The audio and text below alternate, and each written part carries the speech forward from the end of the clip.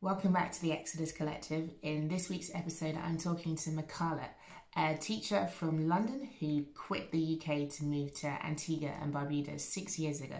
We go in depth in how she adjusted to the island, even though her parents are originally from Jamaica and not the island, what it was like working for an international school, and also tips for parents who are thinking about making a move to the Caribbean, how to settle in, how to make sure that your kids can adjust, and really some great advice on managing expectations when it comes to your move. As ever, if you want more tips, definitely check out the Exodus Collective website. But that's enough from me. Over to this week's interview.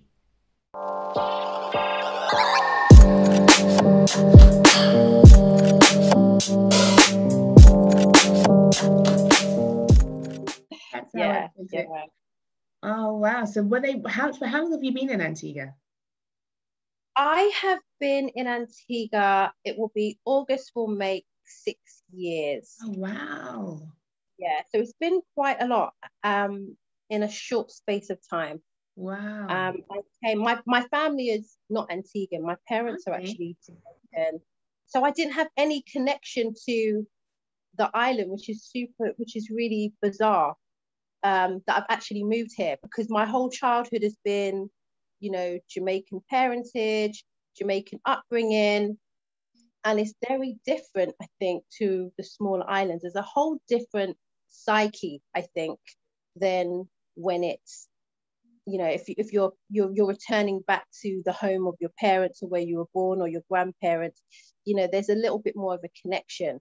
But culturally, there's still obviously similarities, but it is very different. And I am aware that my kids are growing up in an Antiguan society. They're not going to know Black British heritage. I will have to teach it to them. They're not necessarily going to, yes, they will know their Jamaican connection, but it's going to be very different to me, I think. Interesting. So how did you end up in Antigua? If you're not even from there, this is interesting because normally people, as you say, they tend to go back to where their parents are from. So I want to know more. Well, I applied for a job here, kind of like I saw it and I thought, wow, I'm going to go for it. And it was kind of at a time where I think I needed to get out of England. I'd always been, always thought I was going to move to the Caribbean. So it was something that wasn't a definitive plan, but it was in a future plan and a possibility. And I think when the job came up, I remember I said to my mom, look, I've applied for this job. And my mom looked me dead in the face and she was like, I know you're going to get it. I'm really sad you're leaving, but I think we need to go. Wow. And it was like something, she really understood that of all, you apply for hundreds, and it's, and then you kind of narrow it down. And I did. And I think I got the offer in May. And then I moved out here in August. Wow. Amazing. For two years, it was originally my contract.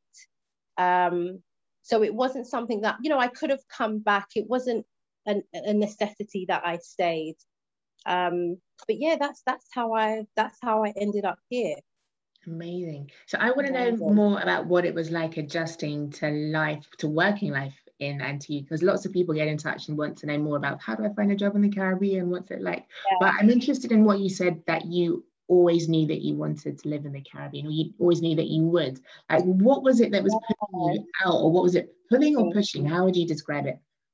Oh, that's a really good question, Zoe. I think it was maybe it was a pull at that particular moment, but I think it's always about reconnecting with a part of your identity that perhaps you don't get to explore so much in England. And knowing that I'm part of a bigger narrative, I think I wanted to always kind of explore that.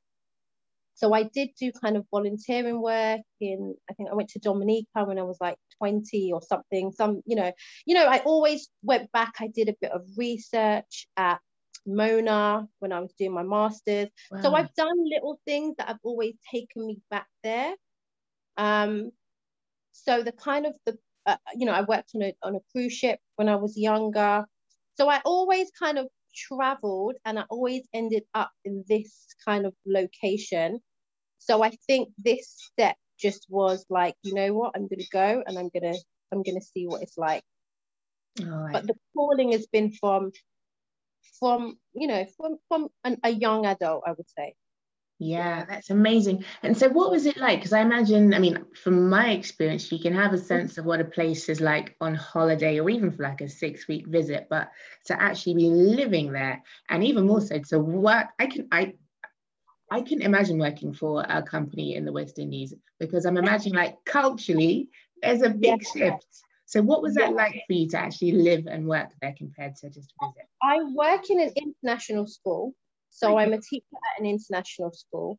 So I think maybe the culture in terms of it, I would say British American, it's not too different in terms of work expectation, but the context is different. It's about 50-50. So I would say that is quite peculiar. But in terms of I think I've let go of this idea that I'm gonna immerse myself and be fully Antiguan. Right. I think that, and I don't mean like I'm not mixing with the people, or you know, I'm only with this group. But what I mean is I think I've come to terms that I'm not trying to be what I'm not. And sometimes if you come with an expectation that you're going to go in and you're going to just immediately assimilate, and you're going to get them and they're going to get you, and you're going to live happily ever after, I think that's a challenge. Yeah. I think you kind of appreciate that actually I'm a little bit different and I'm always going to see things a little bit differently. And this is one of my homes, but I also reconnect, you know, I go back to England very regularly.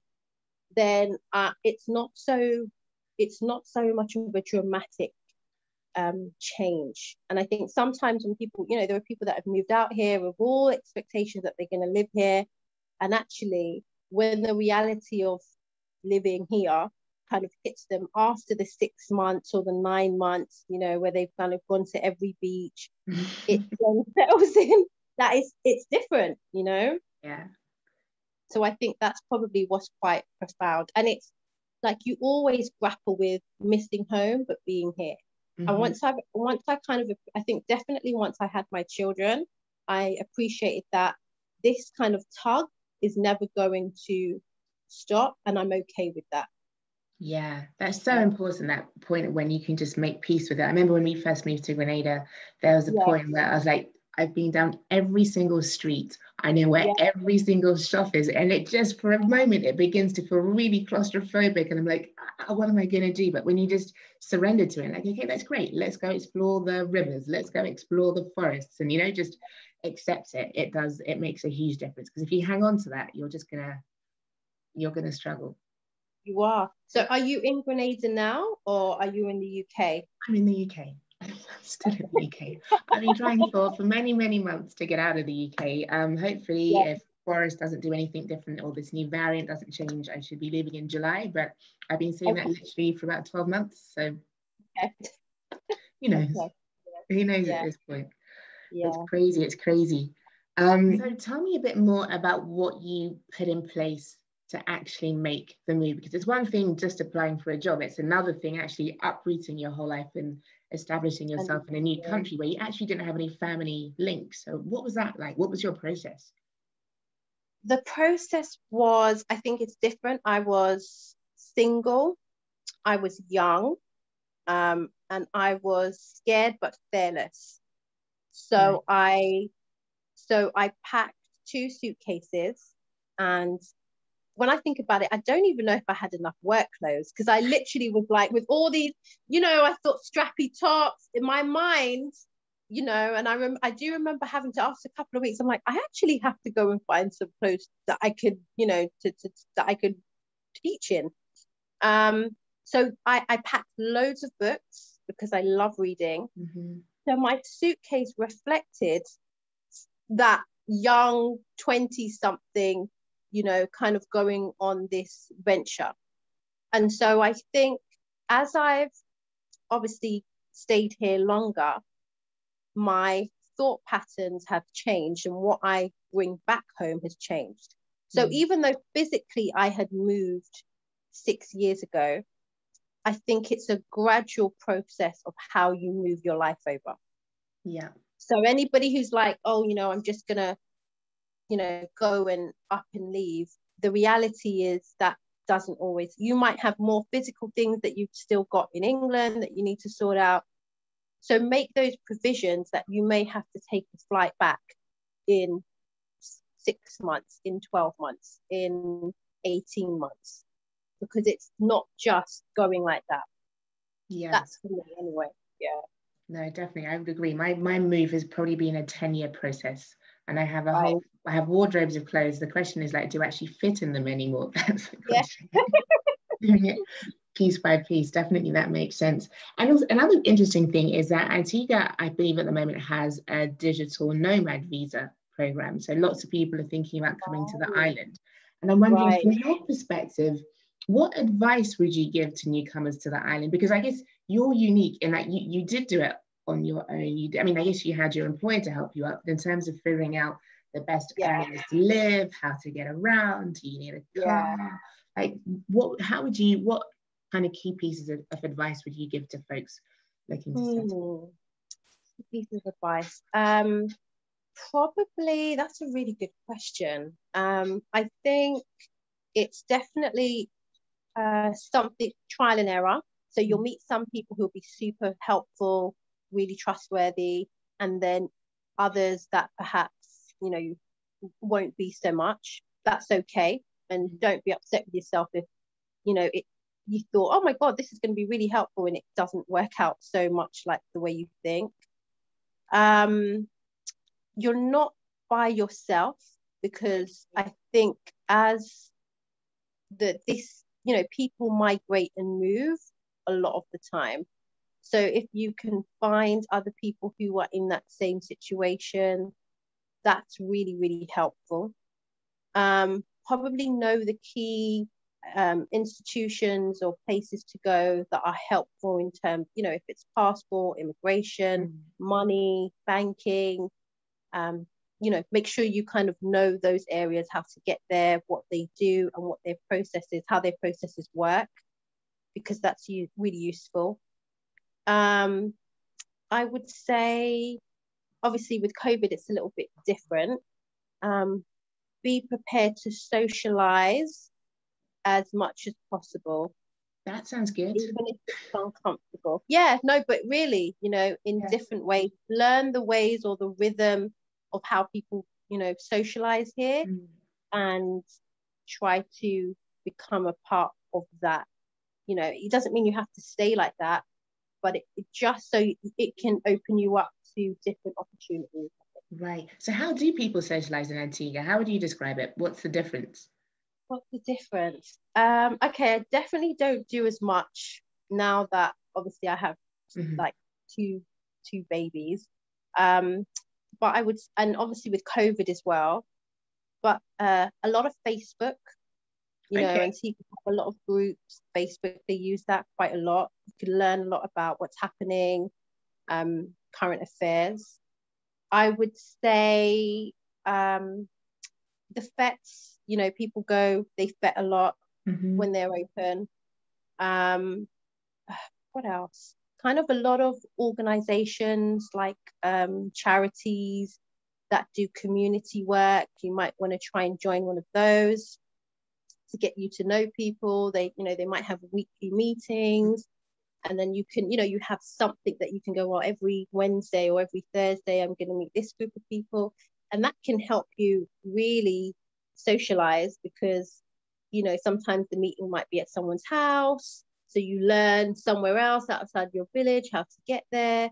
And they can be really warm and, understand that you're, it's a family away from a family. Yeah, I think that's probably the key things that I would say to start with. That's a really, really moving by yourself. Yeah, if you're moving by yourself, I had to really reach out, because there wasn't, my mom to go back to, or my dad to go back to. So, yeah. And would you say that you ended up hanging out with like local Antiguans or expats? And are there many Black expats on the island? What's it like? What's it like? Well, my husband's Antiguan. Okay. So obviously I hang out with him a lot. So but I think maybe because he's lived and worked abroad, Right. he studied abroad, so he understands you know, some of the nuances that maybe I don't quite get, and I'm like, oh, but you know, so that's helpful. I would say though, my closest friends here are Black British Antiguans. Interesting. They're Black British Antiguans who, some have been here a little bit longer than me, some have been here a lot longer than me. Okay. And there's just a connection. Huh. You know, there's a connection. There's definitely kind of the expat kind of group. Mm-hmm. I probably don't fit into that category at all, but you can definitely find that if that's what you want. Yeah. But I definitely find it's like Black British Antiguans like me who live more with the locals. Yeah, That's probably the group. Yeah. And I think it's that difference between expats and repats. It's small, but it's significant, isn't it? Yes, it's a huge difference. It's a huge difference. Yeah, it's a big difference. And so the returnees that you speak to, are they your age, or are they like retired? Because this is one of the things that I find really exciting about doing these interviews, is that there are younger people who are moving. You don't have to wait till you're 65. No, you have a mixture. I have friends who are in their 60s and 50s, friends who are younger than me, who have moved, Black British Antiguans. So it's a mix, you know, and there's a whole mix across the board. You know, they've had their kids here, or they had their kids in England and then come over here, so their kids are also Antiguan but got British roots. So yeah, a whole mix, Zoe. I love that. And so your contract was initially for 2 years. What made you decide to stay? Meeting my husband and really enjoying the work. So those two. And I think I'm happy that I met him after I had spent time, you know, doing things on my own. So you kind of need to know, can you do it on your own, really? And then, you know, I think once I met him, it just changed my whole vision of how I was going to, you know, live here, stay here, and raise a family here. Yeah. I love that. And one of the things that I'm really keen to share is the narrative of families who are living in the Caribbean. Because I think it is kind of a lot easier to do it when you are single, but when you've got dependents, it makes it a little bit more complicated. Obviously for you, you moved and the kids arrived in Antigua afterwards, so perhaps there's less of a hurdle to overcome. But what would you say are the benefits that you experience of raising your kids in the Caribbean compared to what you notice your friends in London or the UK experience? I think, but am I looking at the camera? Just put it on. I can see. First of all, I actually went back to have my children in England. Okay. So, you know, I went back. I could have had them here, but I chose to have them both in England. So I did fly, you know, back to have them, but they won't really remember much about England right now. I think the one thing I love about Antigua, and I hope it characterizes all of the West Indies and the culture here, is their love and respect and knowledge about babies and young children. Okay. Like, you know, because for us, you know, in England, you have, I think, like 6 months maternity leave, and then or 9 months or a year. Over here, it's 12 weeks. Oh, wow. No, 13 weeks. So you have 13 weeks, and then, you know, you're expected to go back to work. And so you know, I was really struggling with this, you know, this baby's 3 months. And as soon as I went to, you know, I took them to a particular daycare, I just, you know, the way the aunties look after the babies, they do a phenomenal job. It's for me, it's island wide. Like, you know, you'll walk down and someone will say, oh, you know, make sure you've got your hat on, or for the baby, or this or that. There's just so much care and love and understanding about how to raise young babies, that to me, it's the absolute best place for them to be, to have them here.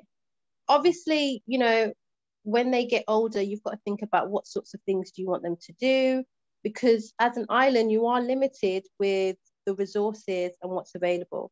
So, you know, whether it's tennis, swimming, gymnastics, you're going to have to find different interests for them to keep them focused. So that's definitely, you know, so maybe families have to think of what 2 or 3 activities and work that into their budget. What are you going to get, you know, the students to do, your kids to do when they're outside of school? So that's probably the biggest thing. And obviously for me, it's making sure that they still have opportunities to go back to the UK where their grandparents are, they've got aunties, they've got uncles, they've got a huge family network, because I do want them to understand that way of life, because, you know, this is an island and it's very small, and I want them to be able to be internationally minded, to make a connection between, you know, small island, big city, and the different expectations that come with both. And also to understand me better, because, you know, that's where I'm from, and they're going to grow up in a different environment from where I'm from. So I think that's super key as well. Yeah, exciting. I love that you went into teacher mode by calling your children students. I know. But no, but it's perfect. It's perfect. Know. Oh gosh. I know, but I think having that dual role as a mum and as a teacher, I think you're like a really great person to speak to on this issue of education. Because I think for families looking to move, education is such a key factor. From your experience working in a private school, but also seeing the wider public education, honestly, how would you describe the educational offer in Antigua compared to what you've experienced in the UK? I would say that the standard, I mean, in the private schools, obviously the private schools and the state schools or the government schools here, for me, the fact that they're smaller than the state schools in England, they're a lot more personable. People know families, people have connections with the teachers. They don't just kind of go home, you know, they know where someone lives. It's a nice connection between the families, the school, and the education.